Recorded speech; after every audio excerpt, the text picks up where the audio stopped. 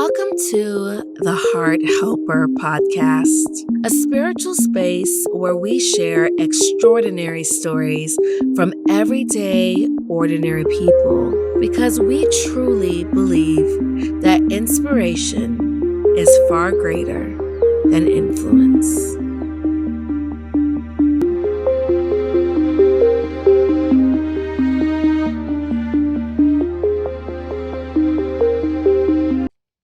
Welcome to the Heart Helper podcast. We are on episode 14, and today I'm honored to have Mr. Dewrit Jackson.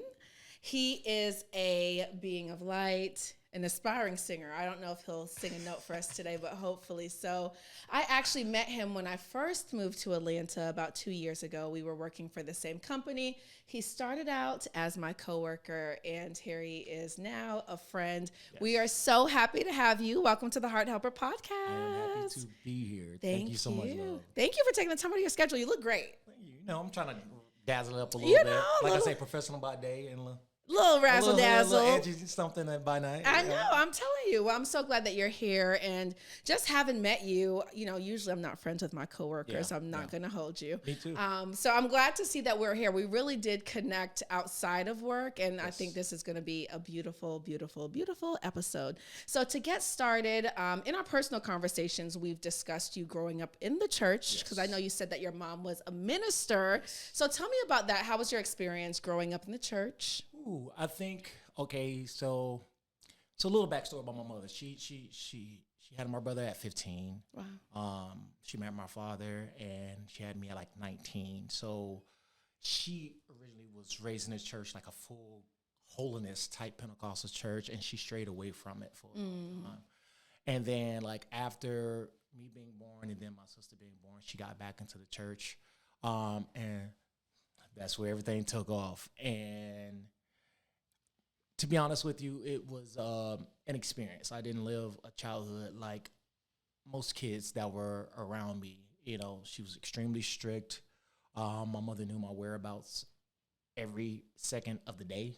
You can't go over like me. any and everybody's house. Absolutely. Barely can go over your own family member's house. Yeah, I don't blame her. Yeah, so that's how she was. And I think that was, a lot of it was due to her experience because she lost custody of my older brother. Oh, wow. When he started middle school. And, you know, she got deep into church. What caused her to lose custody, if you don't mind me asking? So his father's side really wanted him, and without any reason, really, the judge allowed my brother to determine which household he would like to be at. And I know a lot of people mention, like, when a child is, like, around 13 or something, they can they can make the decision on where they wanted to go, which ended up being probably the worst decision for him because he went on a downward spiral of just trouble. He decided to go live with his dad. Yes, his father and grandmother, because we have different fathers. Yes, his father and grandmother, like, they wanted him, and so they went through the courts, and then the judge allowed my brother to make that decision, and it was just like a downward spiral, which is totally different from your upbringing. My sister, me and my sister. And now I'm taking the reign of being the older kid. Wow. In the household. So yeah, going to church 3, sometimes 4 times out of the week. I mean, you have 2 services on Sunday. You have Bible study on Wednesday. We had what we call Friday night revivals. I grew up Kojic, Church of God in Christ. So I'm sure y'all heard the stories about how crazy. Are they really strict? Back in the day, they used to be really strict. Like, seriously, like, guys, there was no way a guy was going to walk in church and have an earring in it. Really? Like, women couldn't wear pants. So skirts and dresses below the knee. Dresses, jean dress, all the way down here. Like, it was. Wow. It was tough.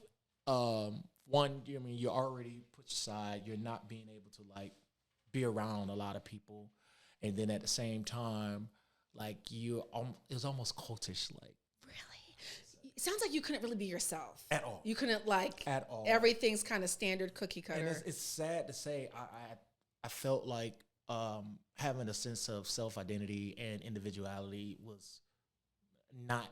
It wasn't a place, and and it's funny because my son is just like me, very vocal, very opinionated. And I used to get in trouble because you were opinionated. I was very opinionated. And no matter what I said, even though if I knew I was right about something, someone would shut it down. But, you know, I dealt with being in that space for so long, which is, I think, why I am where I am today with my views on, like, organized religion. Yeah. You know what I mean? Did that cause you to stray away from organized religion just because everything was, like you mentioned, cultish? It was cultish. It was almost like dictatorships a lot of times. Granted, our first pastor, before my mom got her ministerial license and stuff like that, our first pastor, which I absolutely love, I must say he was a really good man. But the organization as a whole was just more than I could really bear. It sounds like it was very strict. Very strict. Very strict. So you said your mom was doing prison ministry at the church. Okay. My mom was doing prison ministry at the church. She was in charge of a few of the outreach programs under my godfather. Now, not only is I'm in a household with a minister, my godfather is also the leading pastor at the church. Ooh, so I'm getting hit with a Bible everywhere I go. Wow. Initially, they wanted me to go into ministry. I even did a trial sermon, which I epically failed because that wasn't my calling. So wait, when you say a trial sermon, because I've never heard of that, do they make you get up and you say what you're going to talk about? I've never heard of a trial. They have a trial sermon. And it's so funny because if you watch the Tyler Perry movie, he did the same thing. And under Bishop Morden. Okay. You know, trial sermon is they see potential in someone that, you know, is going into the ministry. They really want to put your feet to the fire. So they will tell you, to see how you do. To see how you do. I did it. And unfortunately, it wasn't my calling. Really? Everybody knew I love music. And just to trigger back, my mom put me in a boys choir when I was in the 4th grade. So everybody knew my passion for music. And if it wasn't for that organization, I wouldn't have been able to see and travel around the world and experience a lot of things versus me not being in it and just being stuck in the church. Yeah. So that gave you an opportunity to kind of escape the church and really being, you know, kind of having such a strict family life. That was, granted, that organization is based on discipline. So was it a little bit more freedom in it though? It was more freedom because, like I said, I'm getting a chance to travel the world and experience things that I probably would never have the opportunity to do. Whether, I mean, we sung for Pope John Paul, Natalie Cole, Natalie Cole, oh my goodness, President Bush, Jeb Bush. After I left, for the Obamas, Oprah Winfrey, the choir was featured on Oprah Winfrey And this show. is in Tallahassee, Florida. I remember you telling me about this boy choir. Yeah. Are they still around? Not anymore. Okay. But I will say the organization changed a lot of young men's lives. Wow. And I probably one of the greatest decisions my mom ever decided to do was to put me in that organization because it broadened my horizon and view on what the world is like and people being different. Yeah. Exposure leads to expansion. If you don't get out of your same setting, you won't know what it's like. You won't know what it's like. You won't even know what to aspire to if you don't get out of your same environment. Yeah. So I love that your mom put you in that type of program. Still to this day, we're just really excited about, you know, what I got out of it. Because I can say that I've done things that a lot of people haven't done, especially at that Italy age. Yet. Yeah. At that age, you know, it's a great experience, especially for a young black boy. Young black boy living in a predominantly black city where the statistics aren't on your side. Yeah. And that exposure opened my eyes for a lot of things. And it's so weird. It's almost a contradiction. It's contradicting knowing that you're seeing the world for how big, beautiful, and diverse it is over here, but yet you're trapped in a closet over here under this umbrella of religion. Yeah. And so you're not able to be yourself. And you're not able to be myself. There is no differences in church. Everyone needs to go by that standard, go by those instructions, go by those rules. Yep, and that's what I dealt with. Like I said, a brother couldn't have earrings. A brother couldn't. Look at you now. Living your life, living my best, living your truth, and I'm true to myself. And you know, I wish people can get past of what the outer is and start understanding what the inner in people Yeah. are. This is just so A shell. a shell, and Yeah. it's so stupid to me. I mean, we see it as I black agree. people in the world, like, oh, a black man has dreads, like automatically, oh, it's okay. He may not be fit for this corporate job. Exactly. Okay, We judge people from what they look From like, what they not look for really like. who they are. and I understand sometimes, having a level of decorum to Yeah, to absolutely. to be a part, but it's not who people are. Yeah, most of you the got to time. get to know the heart. Right. That's the real truth of That's people. the truth. Yeah. That is the truth.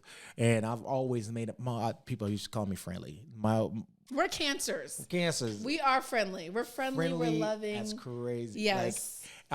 It's been a blessing, more of a blessing, but it has its challenges. Oh, absolutely. You know what I mean? Giving yourself, being kind all the time, and then also being burned by that. Yeah. A lot of the time. I used to have this saying to my mom a long time ago. I used to say it all the time, and she reminded me of it like some months ago. I was like, I always just look for the good in people, just the good.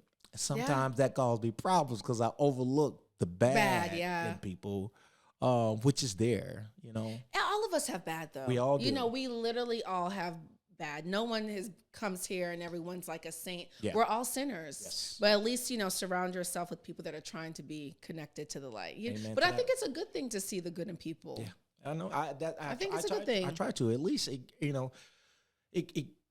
it opens the door slightly for you to actually try to get to know the person. Absolutely. I feel like you can't really know a person if you don't know why they are the way they are. Exactly. Because everyone's the way that they are for a reason. For a reason. Look for the good, but don't ignore the bad. Don't ignore the bad. Don't Please ignore the don't. bad. And that's the hard lesson Yes, I've had to have. Me too. But Well, growing up in the church, I know you said that your mom was very strict. Yeah. And do you think that helped you to strengthen your relationship with God? Or do you feel like coming from such a strict household, such a strict religion, pushed you away from God? I won't say it pushed me away from God itself, but it pushed me away from just taking whatever anybody says and taking it as it's true. You wanted to do your own research. I want to do my own and research find your own truth. and find my own truth. And I know if I read something based off of, life experiences, whether or not I can relate and understand whether or not something is true versus somebody just reading something to me and telling me. Yeah. Or if it resonates with you. If it resonates with me. I'm not, I don't consider myself to be a follower at all. Because a follower of people or a follower of God? A follower of people. Okay. Had to Of clarify. people. I don't want anyone to watch this and think he don't follow God. A follower of people. Yes. Because which is a good thing. It's a very good thing. Yeah. It is weird because when I'm sorry, let me roll back. When I moved to South Florida and went to high school with my father. My father was in West Palm Beach. Stayed down there and had a little bit more freedom. Started to experience little things. Got a tattoo, and God knows when I came back to Tallahassee, my mom almost had a heart attack. Oh my Tattoo goodness! and ear piercings. Oh, I know she almost lost it. Yeah. What did she say? She told me to take the earrings out, of course. But How old were you at this time? I had to be about 16. Okay. Ooh. Yeah. Yeah. About 16. I'm thinking if my son, I'd be like, ooh, 16. Yeah. She still young. Still young. But at the same time, I wanted to be an individual. I'm not trying to walk around and be like a robot. You wanted to experience life for yourself. For myself. Because I just never understood. I was like, well, you've instilled certain characteristics and morals in me. That isn't going to change. Trust me with those things. Trust me with that. Trust me, yeah. Give me some room to live. And not too long ago, I've had conversations with my mom about, like, she was so strict. She just never gave me the opportunity to just experience stuff for myself. Yeah. It's like, okay, you tell the kid the stove is hot, right? And that kid is never really going to know the stove is hot until they touch it. Yeah. You know what I mean? And I needed to be out on my own.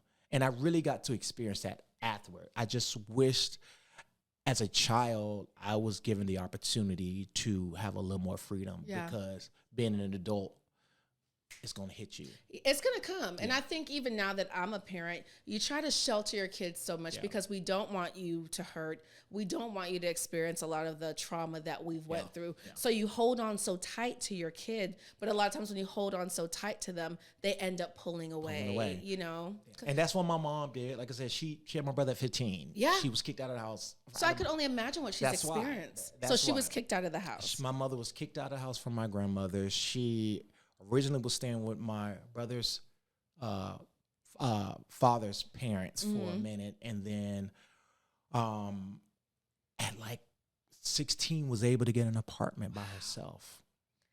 That's why she was so strict, I think. She went through a lot. She still went to school. She graduated. We need her on the podcast. Married. And I admire my mom. Trust me, she get on my nerves sometimes. Love you, Mom. Every parent does. Every parent. I love you, but yeah, she was strong, and she had to be, especially during that time. You're dealing like this is the '80s. You know, she went all through the stuff lot. that was happening in the '80s. The drugs, the violence, and being a young mother. I had my son at 27, and I could not imagine have had 15. 15. Oh, my goodness. Yeah. That's why I think she was so strict on you, because she already knows what she's experienced. Life was already hard for her at a young age. Yeah. So I think she's trying to save you from that. And that I respect. And she says all the time, there's no manual to raising kids. If I could go back and do things, I would do things differently. Yeah. And I'm like, yeah, Mom, but we can also acknowledge the things that were done and could have been different. But my mom is like, obviously, like most kids, my mom is like the biggest inspiration and motivation outside of my child in my life. I was blessed to have, obviously my biological father in my life, but I have an amazing stepfather who married my mother when I was 4, because my mom and my father got divorced when I was like 2 or 3. So she got remarried. She met my stepdad, and they've been married ever since. And it's just great because where I didn't receive certain things that a father should provide from my biological father, I got it from my stepdad. Just those small things I appreciate now as an adult, whether it's going out fishing or him teaching me how to fix something in the car or building a deck outside. It was really important, and that's something that I had that I am proud to say, like, today. Like, I'm proud to say, like, yeah, I have 2 great father figures in my life. Like, such a blessing. Yeah. My stepdad, my mom and him got married when I was 10. So they've been married about 27 years. And my dad moved back to Jamaica maybe 20 years ago. But I always say my stepdad, like, stepdads don't get enough credit. They don't. And he never had any children. He married my mom with 4 children, and you guys can hear that story on episode 1. But my mom had 4 children, and he's never had not one child. But you would never know that I wasn't his child, that my siblings weren't his child. He literally has loved us deeply and intentionally. Yeah. That's why I say, like, he's been more of a father to me in many aspects than my real dad has. Yep. So shout out to you, Papa. We love you. Shout out to you, JJ. Yes. Love you, man. Yes. Yeah. So I want to touch on, because I know, your mom, your upbringing with her, how strict she was, because I think she was protecting you. Yeah. But you being someone that is attracted to both male and female, what was that like telling your mother that? Let's go back to what it was like just growing up, knowing that you had an attraction to the same both sex. Male, an extremely homophobic church denomination. Yeah. I'm sorry. Because if you couldn't wear earrings, I could only imagine what they felt. They would automatically thought that something was wrong with you, or and they were a little sweet. Yeah. But I've known that I had an attraction to guys since I can remember. Really? So you just think you were born, you 100%. Knew since you were a child? 100%. Wow. I don't have a story how people say, oh, they've been, molested when they were kids. Yeah, or I've heard that they story. Experienced something early on that made them have an attraction to men. That's not your story. That's not my story. Yeah. My story is, since I can remember, I thought a guy was cute, and I been having to live in a church where you would hear messages demeaning something that you just naturally are. You couldn't help. I can't help it. Yeah. That was part of the reason. It was a big reason. One of the things that turned me away from that church religion. Okay. Itself. Because my view is, if God made me, he didn't make any mistake. Yeah. You know, me and all of my flaws, there's a purpose for me. Yeah. And you have a story. I have a story. You have a story. And who I'm attracted to, who I love, and who I may sleep with at night has no bearing on who I am as a person, or my character, or my talents, and what I can provide to society at all. And I wish, and I want to speak specifically to Black America, because I feel like, granted, things are changing over time. Things have been changing, becoming more progressive with our way of thinking when it comes to homosexuality, lesbianism, and so forth. But the amount of damage that people who have had to live with that for so long, it's hard to navigate life hiding under an identity. Like, you just can't be yourself. And that's what's scary to me, because I know I have loved ones that have been in the closet. Some still are, some might not have, but it's just like, it just hurts me to see them not living in their truth. Because it's like, who doesn't want to be themselves? Right. What a burden it is to carry, to be something that you're not. Every day you're putting on a mask for what? For what? To impress other people. To make other people comfortable. Yeah. And the thing about it is not just, that's the biggest thing, trying to make other people comfortable, but you're just trying to get by. Yeah. Honestly, I feel like I'm jumping all around. No, people don't know, like, okay. To be completely honest, true. I didn't have sex for the first time until I was 19. Girl, of course. Yes. So I do have an attraction to females. I just, way more recently in life, I've been more with guys. You prefer males. Okay. Yes. And you have a child, like you mentioned. I have a child. Me and my son's mother were together. Unfortunately, that didn't last, and I didn't really get to explore my self and sexuality until I went off to college. Knowing and deep beating in your head all the bad things people have told you about who you are, you're still struggling trying to find it. Yeah. And it wasn't until I became like literally an adult and started dating out, or maybe have met a couple guys that I vibe with, like, okay, they ain't that bad, or whatever. And then I met my son's mother, and then, we went through this long road, and we didn't work out, and, I found somebody else, and I fell in love with them, and I married them. Yeah. But prior to me getting married, the day that I had to tell my mother was one of the most... What made you want to tell her? Were you just like, I'm so tired of not living my truth, that it was just like festering and you had to tell her? You were just tired of not living in your truth? This happened when me and Vanessa split. And Vanessa's your son's mother. My son's mother. Okay. I was in South Florida. I called her on my lunch break at work one day, and I was like, I really got something to tell you. Your mom? Yes. Oh. Called her? I called her. Okay. We live in 2 different cities, so I couldn't be there face to face. I probably would have been scared to say it face to face. So I called her. I was like, I have something to tell you. She's like, what, baby? I was like, well, I dropped 3 bombs on her. I said, this is after me and Vanessa had split. Okay. And this is after I hadn't got married. So you got married, you and your son's mom broke up, and then you tell her that you were attracted to males. And all in one conversation. And I'm agnostic in my religious beliefs, all in one conversation. So it was like 3 whammies. I like men. I not only like men, I have married a man. And this everything I grew up believing that you taught me, I no longer believe it. I don't believe it. But I had to explain to her what my beliefs were, because it's not a denouncing of God, creation, the Lord, the spiritual connection I have with the powers that are above. It's the religion aspect of it. Specifically the religious aspect. Because in this house, on this podcast, we praise the Lord. Yes, yes. And I believe God. Absolutely. I believe, I know because I've experienced Yeah. And God his is real. power. And when I'm at my wit's end, it's like sometimes I hear a voice that just encourages me to keep going. Yeah. I nobody could ever tell me that we're not here just by chance. Oh, absolutely. And that the creator up above, there's a higher power. There is a higher power. And we're here for a purpose. We're here for a purpose. So every time I get a chance, I'm praying.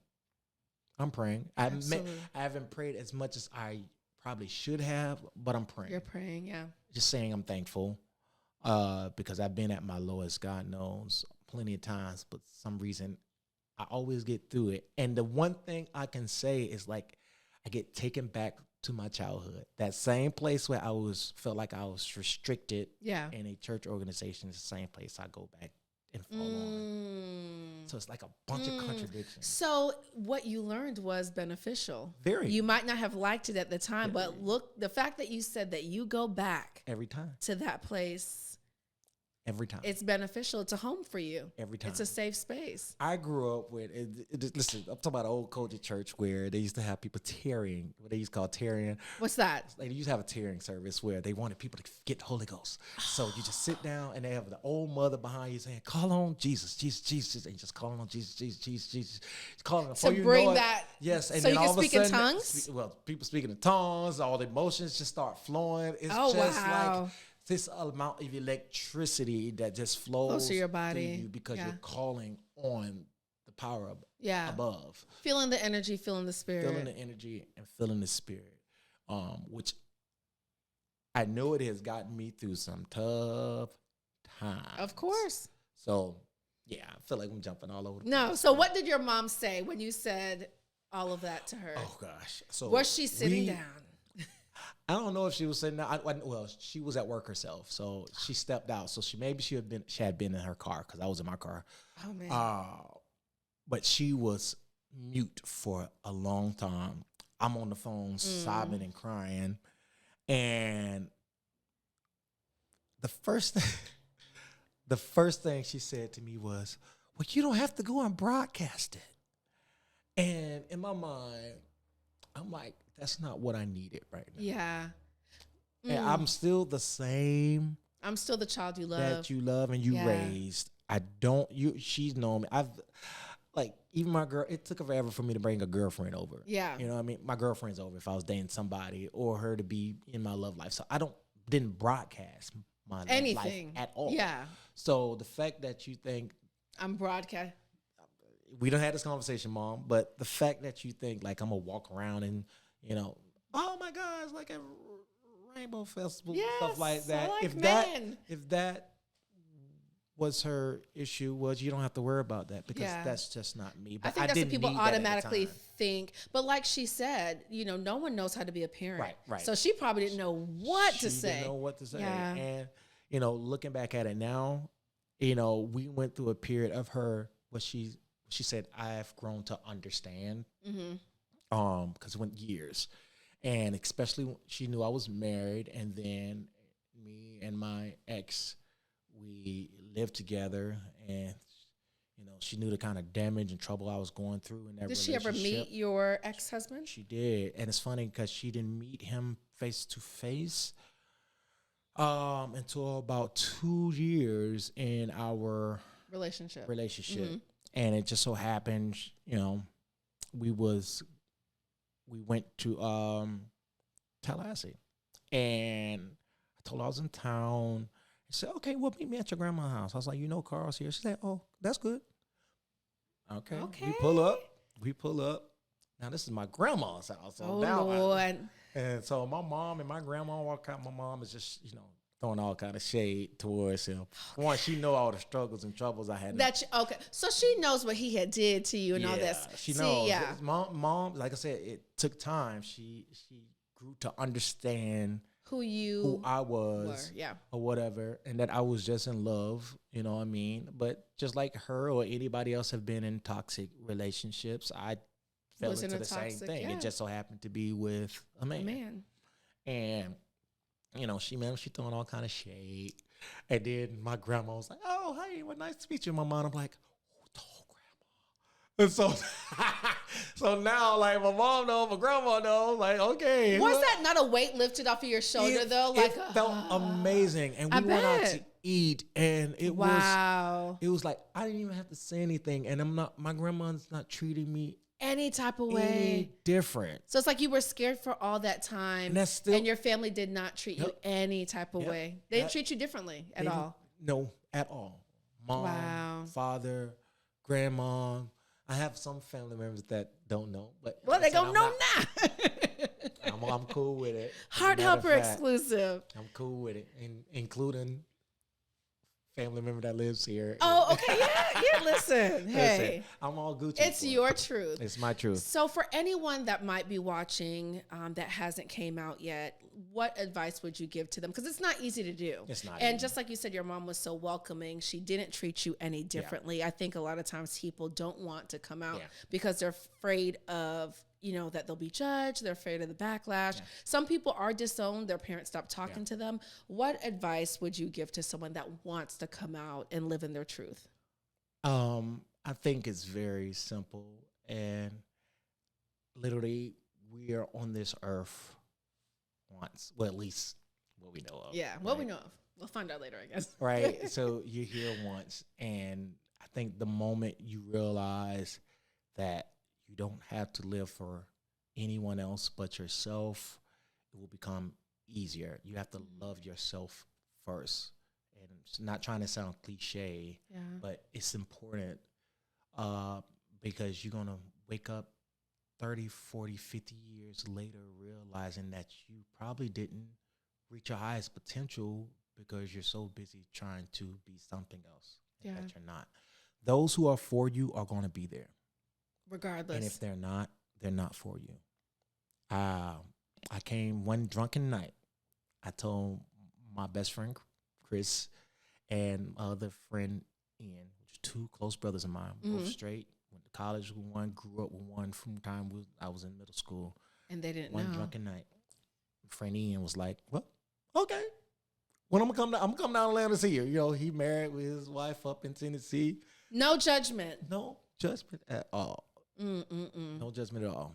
My other friend Chris, on the other hand, he claimed he started getting mad at me, but he claimed he was mad because he felt like you didn't tell him. I didn't tell him. Like, we share everything. I'm the godfather of his kids. Like, why didn't you feel comfortable enough to tell me your truth? And granted, our stories are different. He could never understand the struggle of a person in a society that really, didn't see you. Like I said, times are changing, so it's a lot better. But growing up in during our time, especially, God forbid, like our parents' time. Like it's just a no-no. Even the previous years, a lot of people that were, in the closet, sometimes it wasn't safe for them to say that they were attracted to someone of the same sex, I just feel like, and the thing about it, I feel like we've caused problems that didn't need to be had. Yeah. Like, DL men are forced to be DL because they can't be. I'm not saying they can't, but they're afraid to be themselves. They're afraid, and there's still a lot of DL men. A lot. Especially here in Atlanta. Yes. Yes. Yeah. And so, you just think about like what some of the statistics was back in the day, how, the AIDS epidemic and how a gay man would go and sleep with gay person that may have contracted HIV and then goes home and sleep with his wife. Yeah. And I feel like if we could have just changed the narrative and let people know it's okay. Yeah. It's your body. It's okay for you to sleep, and you got to give people the option to want to be with you, not deceiving people. I think that's my biggest thing is the deceiving. Yeah. Allow people to know you. Allow people to love you in all your truth. Like, I don't want to know a fraction of you. I want to know the whole of you. But that's why I always say, come out the closet and step into the room and be fully comfortable in that room. And, I think when people are more honest, it's like, you know what? I respect the honesty. Yeah. And you'd be surprised how many people are willing and open to if accept you're that honest and even be a partner or love you or have kids with you or, just do great things for you just being yourself. If we're I being know honest. because I went through that with my son's mother. Yeah. We had the conversation. So she knew. We had the conversation or whatever. But, my heart wasn't there after a while. And it's okay because that was your truth. It wasn't. And that was my truth. So it's not like she didn't know. Yeah. So she knew. Yeah. And I think it's creating a safe space. A lot of times people don't want to tell their business, what they've been through, who they really are, because people don't create a safe space. Facts. Even at church today, they were saying, was a guest pastor, but she was like, be a foot washer. And I'm like, what does that mean? I never We used to do that back in the day in the coach church. And she was like, when you're a foot washer, anyone could come into your space and feel clean. Anyone could come into your space and live in their truth because you're not judging them. And she was like, be a foot washer. No matter what. That. And she was like, no matter how many kids you got, no matter if you were on drugs, no matter if you were addicted to porn, you come into this space, I'm a foot washer. You're clean here. I was like, oh my goodness, be a foot washer. I was like, that's such a beautiful saying, but I think everyone deserves that. Yeah. I think everyone deserves that. When the weight went off of my head. Well, you felt good. I felt good. I bet. And, with the help of God and above, it gave me the strength to really just accept and embrace who I was. Like I say, I don't go around and broadcast who I and you don't have to. Because it's just not me. Yeah, but it's then, too, it's not anyone's business. Yeah. And I always think, too, it's like, why is it when you might be attracted to the same sex that people do expect you to tell them? Like, I don't tell people. I'm not telling people, oh, I'm straight. Like men, right? But it's like, I was thinking that on the ride here because I knew the conversation we have. I'm like, why do people even have to come out of the closet? You straight about to do that? Yeah, I can see if you're deceiving people and they think, that's something different. Yeah. But it's like, no. So, I'm just happy in the space that I've gotten because when you, like I said, when you're indoctrinated to think that you're just wrong, it's the devil, and probably makes you hate a portion of yourself. Facts. Yeah. A lot of people, with the suicide rate amongst, God forbid, the trans section, which is really high. Black men is high as well. Black men is high, especially black gay men. Yeah. And, that's pressure on top of pressure. On top of pressure in a society that already, you're black, for one, hello. Yeah. Don't even get me started on the trans. We're going to have to the statistics on that. It's ridiculous. It's scary. It's really scary. It's scary, yeah. And, I even now, I haven't had that conversation with my son, but I can't wait to the day to have that conversation with him about it, I think you're going to be the person that gives him perspective. Yes, and I want that. Yeah. He's a bright kid. Yeah. And I know he would get it and understand it. He may not understand why me and his mom is not together. I don't think any kid does. But I'm about to be 37. I still don't understand why my parents not together. That is expected. I just hope that my story, I don't know, if you are not comfortable in yourself or your sexuality, I hope that, just by things that I've said may encourage you just to think about how we're living our life and realize you just need to live for yourself, reach your fullest potential by being yourself. And trust me, some great things happen for gay guys if you just out there doing your thing. Just be proud of who you are. And it feels better to live in your truth. It does. It feels better, and we want you to feel better. Yes. And I'm going to drop your Instagram handles in the description. Hit him, send him a DM if you need to. What's up? Yeah. So let's strain from that. Yeah. I know you have gotten into being an assistant to the stars. A couple of them.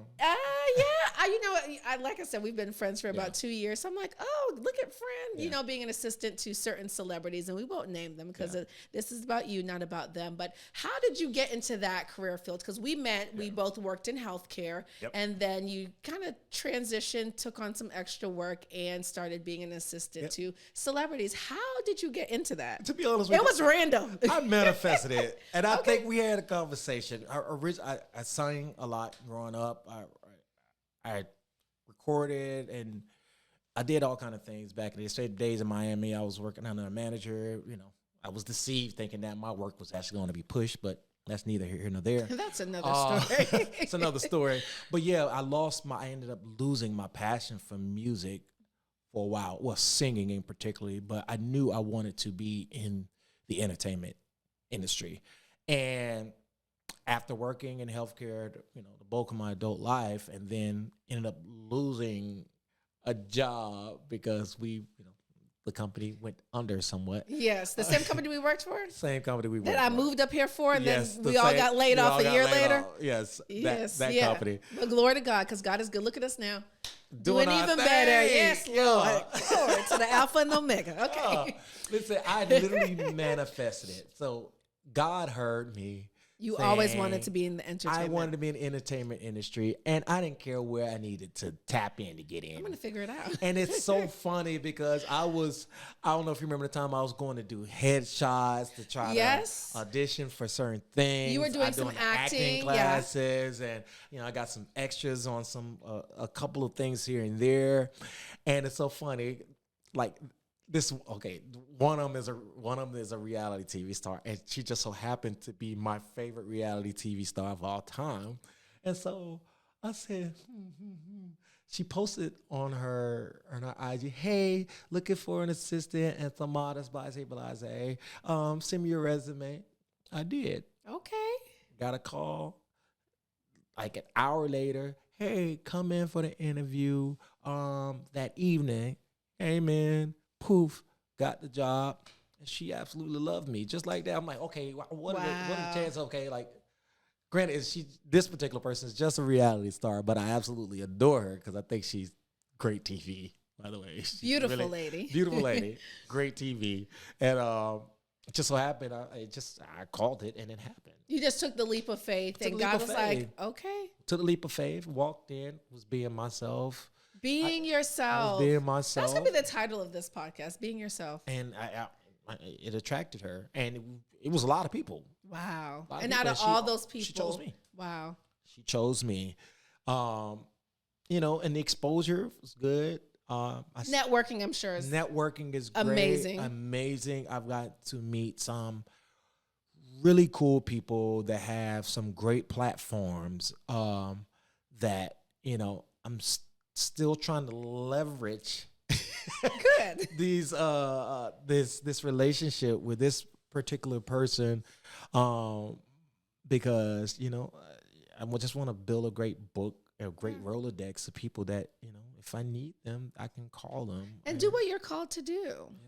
I always say, I think God puts certain things in our heart for a reason. Yep. And obviously this has been in your heart. Yeah. So it's just so happens that you were able to manifest it. Yeah. Thank God for that. But I will tell you, being around like these celebrities for the past year has really opened my eyes to how the industry is.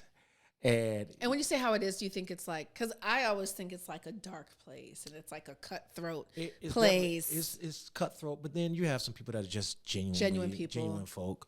But there's a lot of fake. Yeah. Going on. Yeah. There's a lot of fakeness going on. Not even just entertainment, in the real world too. In the real world too. Yeah, it's everywhere. Everywhere. I just watched somebody say that in Atlanta, everybody rich. I'm like, where? Where? Point them to me. They are putting on. Yeah, everything's a show. Everything's a show. And I get, dress and be like what you want to be, but don't be delusional. Be humble. Yes. But yeah, being around in the industry, I've seen a lot of things, and it's given me a different perspective. And, being myself, it also made me value myself more and know exactly what I'm worth. You can love yourself and know yourself and be your true self, but if you don't know your worth, then you're going to allow somebody to take advantage of you. And that has been my struggle while being in the entertainment industry. It's just not being taken advantage of. I know your worth. I refuse to be taken advantage of. God didn't send you here for that. He did. Yeah. He got a bigger calling for me. Absolutely. And if this is just the stepping stone for me to get to the place where I need to be, I'm going to take it. As you should. At church was real good today. At church today too, one thing she was saying is, everyone's not going to be Moses. And she was like, sometimes you ask people like, oh, what do you do at the church? Like, oh, I'm just a sweeper. I'm just a janitor. Oh, I just do the children's church. She's like, no. She was like, you are assigned to serve and you are contributing to the kingdom, whether you're an assistant, whether you're the lead star, the lead singer. We all have a purpose, and it's always, you know, to give God the glory, no matter what you're doing, no matter what it is. Yeah. I don't know. Sometimes I think like, sometimes I feel like my calling is just a smile. And it is weird as it sounds. To make people feel warm on the inside. I've had this since I was a kid. Everybody loves a little black, little skinny kid with a big old smile. And that's what I was known for. And I've had multiple people throughout the years tell me just like, oh, your smile just brightened up my day. I needed that. Maybe that's, You know, something as simple as a smile. And, you know. You never know what your purpose is. Maybe you're here to love and make people feel loved. Yeah. And I think so. Love. That's yeah, the me weird too. thing about it. I think it's because we're cancers. I think so. We love to love. We can't help it. Literally love. I love making people feel loved. People feel love, making people feel special. Yes. It's something about just seeing a smile on somebody's face when you've done something Made them genuinely feel, out of your heart to make them feel good, either in a relationship or friendships. Even a stranger. Simple things like sometimes holding the door. The strangers ones are some of the most important ones. Yeah. I swear to God. Yeah. You know. Yeah. And sometimes they're the most appreciative too. And I think everyone's calling doesn't have to be big. Yep. Everyone's not going to be Beyonce. No. Everyone's not going to be Tyra Banks. Everyone's not going to be Tyler Perry. But it doesn't take away from your calling and from I wish your I was purpose. Tyler Perry, Who you doing? Tyler. Tyler. Hey, Tyler. Listen, but our calling is just as great, even if it doesn't look as big. Yeah. So for anyone that might want to be an assistant, get into that industry, what advice would you give to them? I would say you just should put yourself in a place where you can be seen.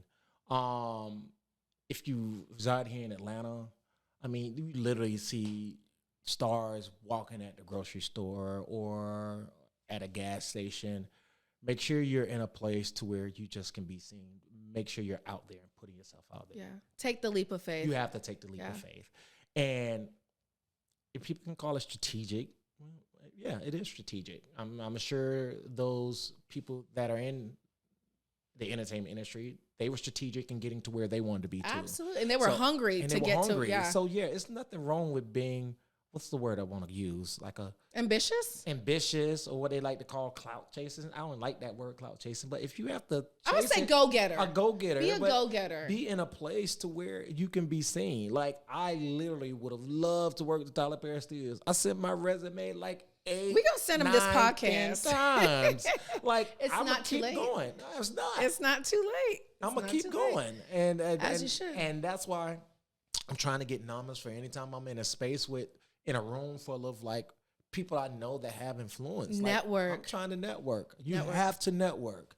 If you put yourself in a great position, and you will, when you least expect it, a door is going to open. So I agree. Don't be discouraged when it doesn't happen overnight, because honestly, nothing happens overnight. There's always something under that is caused something to be that way. They were building blocks for you to get to that place. So I always say my advice is go to those networking meetings. I know lately I've been going to a lot of leadership conferences, and sometimes I don't even have to say nothing in the room. Just get in the room and soak up the knowledge. Go to those networking meetings, have your business cards, let people know about your business, let people know about what you do. But networking really is a big, big thing. And surround yourself around like-minded people. Have to. If you're not around dreamers, you have to. Get away from them. Like if you are not around people that are dreaming like you, I want to dream so big people think I'm delusional. Because everything you think, everything you speak, you are able to manifest. So surround yourself with dreamers. That's true. That's my advice. That is absolutely true. We already know one of my friends. This boy will talk to anybody. Listen, he will. He will talk to anybody. He will make friends with anybody, and you know it pays off because he finds himself in rooms with a bunch of people so he can get where he wants to be. Exactly. Shout out to Clay. Hey, Clay. We have to have him on the podcast too. Yes, because he knows how to network. He does. Yes. He really does. So as we get ready to close out, I want to ask you 4 questions and just say whatever comes to mind. Okay. So first one is, I am blessed. I can win. I will work. I love myself. Ooh, that's a good one. I love myself. Yeah. I think that's what I took from your episode is loving yourself. And I think you loved yourself so much that you had to live in your truth. And even coming on the podcast and telling your truth. I know this is not easy, telling the world your business, who you really are, because a lot of people are in this facade. Yeah. And a lot of people have on a mask and, you know, they only want people to know the good about them and they don't want to be judged. So yep. I appreciate you being so vulnerable. And I love that you said, I love myself. And I hope you guys watching, I hope you guys love yourself deeply and intentionally. Because if you don't love yourself, how you gonna love somebody else? Truly. Well, thank you so much for being a guest. Is there anything that we could look out for? What are you working on? Actually, not right now. But if you guys follow me on IG, if something new is coming up, I will definitely show the world. Just, you know, if you guys pray, please pray for Dewrit Jackson. Yes. I can take all the good energy that you Yes, all the good energy. Yes. Thank you. Thank you so much. But nothing in the works now, but praying to God that good things are coming. Good things are coming. Yes, good things are coming. And we just thank you guys for watching. I will drop all of his Instagram handles in the podcast description. This is episode 14 of the Heart Helper podcast. We love you. Have a blessed week. And just remember, keep God first and love yourself. Love yourself. Like DJ said. Till next time, guys. Bye.